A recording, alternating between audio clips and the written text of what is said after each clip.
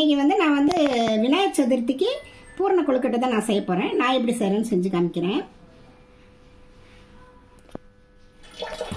இந்த பூரண கொழுக்கட்டை செய்கிறதுக்கு நான் ஒரு கப்பு பச்சரிசி மாவு எடுத்துருக்கேங்க.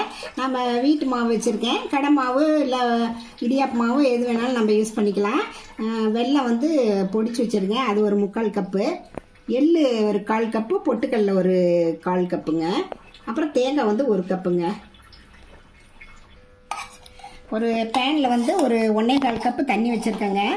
அது நல்லா ஓரளவுக்கு பபிள்ஸ் வர மாதிரி இருக்கிறப்ப நம்ம கொஞ்சம் நெய் ஒரு 1/2 ஸ்பூன் போட்டுக்கலாம்.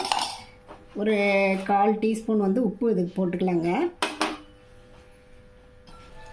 நம்ம அந்த பபிள்ஸ் வர்றப்ப நம்ம இந்த மாவு 1 கப் மாவு இதில் சேர்த்து அப்படியே கலரி விடலாங்க. நல்லா அப்படி கலரி விடலாங்க. தண்ணி மாவு எல்லாம் ஒன்றா சேர்கிற மாதிரி பாருங்கள். தண்ணி பூரா இழுத்துருச்சு, மாவோட தண்ணி சேர்ந்துருச்சு. இந்த ஸ்டேஜில் நம்ம ஸ்டவ் ஆஃப் பண்ணிவிட்டு அப்படியே மூடி வச்சிடலாங்க. ஒரு பேன் அடுப்பில் வச்சுருக்கேங்க. பேன் காஞ்சிருச்சு. ஒரு 1/4 கப்பு கருப்பு அவல் வச்சுருக்கேன். இதை அப்படியே ரோஸ்ட் பண்ணிக்கலாம். நம்ம வெள்ளை அவல் போட்டாலும் போட்டு. இது இந்த அவல் இல்லைங்க, சாரி, இது எள்ளுங்க. இது நல்லா பொடியிற வரைக்கும் நம்ம அப்படி வறுத்துக்கலாம். பாருங்கள், எள் நல்லா பொரிய ஆரம்பிச்சிருச்சு. பொட்டுக்கல்லை இதில் அப்படியே லேசாக சூடு பண்ணால் போதும். இதை ஸ்டவ் ஆஃப் பண்ணிவிட்டு ஆற வச்சு பொடி பண்ணிக்கலாம். அதே பேனில் ஒரு 1/2 ஸ்பூன் நெய் விட்டுக்கலாங்க. தேங்காய், திருவண்ண தேங்காய் போட்டு இதை அப்படியே நம்ம வறுத்துக்கலாம். நல்லா செவக்க ஈரப்பதம் போயிட்டு செவக்க வறுத்தா போதும். நல்லா வாசம் நல்லா வர்ற வரைக்கும் நல்லா வறுக்கணுங்க. நல்லா வறுபட்டுருச்சு. இந்த வெள்ளத்தை இதோட சேர்த்து இதையும் சேர்த்து கலரிக்கலாம். இது சேர்ந்து ரெண்டும் வெள்ளம் கரையிற வரைக்கும் நல்லா கலரி கொடுக்கலாங்க.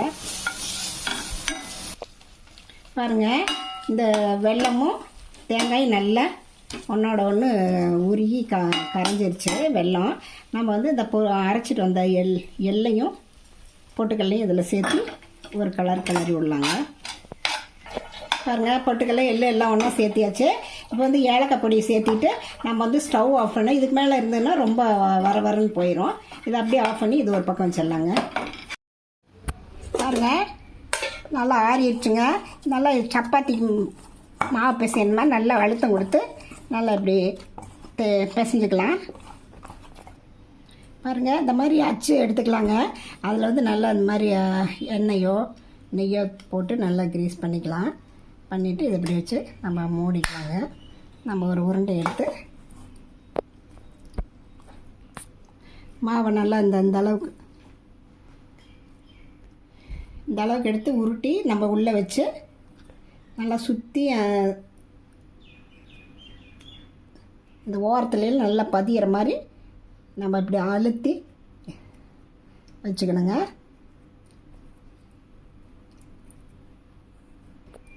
நல்லா அந்த ஓரங்களில் இந்த மாதிரி அழுத்தி வச்சிடணுங்க.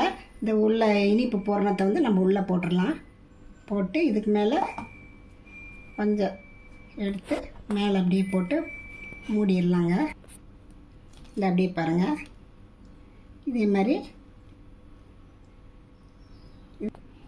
பாருங்கள். இந்த மாதிரி நம்ம எல்லாத்தையும் இது பண்ணிக்கலாம். இந்த மோல்டிங்கில் சுற்றி இந்த ஓரங்களில் நம்ம நல்லா அழுத்தி விட்டுட்டோம்னா அந்த அச்சு அப்படியே நல்லா பதியுங்க. அதே மாதிரி இந்த இனிப்பு பூரணத்தை இதுக்குள்ளே வச்சு மேலே கொஞ்சம் வெல்ல மாவை இதில் மேலே போட்டு அமுத்தி விட்டுலாங்க. அவ்வளோதான். இதே மாதிரி நம்ம எல்லாத்தையும் ரெடி பண்ணிக்கலாங்க.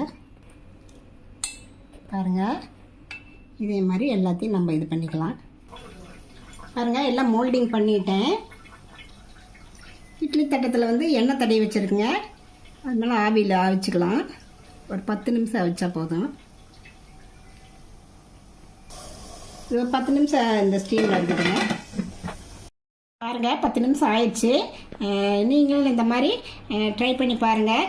எவ்வளோ நம்ம கொழுக்கட்டை செஞ்சு சாப்பிட்டாலும் இந்த மாதிரி பூரண கொழுக்கட்டையில் தான் ரொம்ப டேஸ்ட்டு.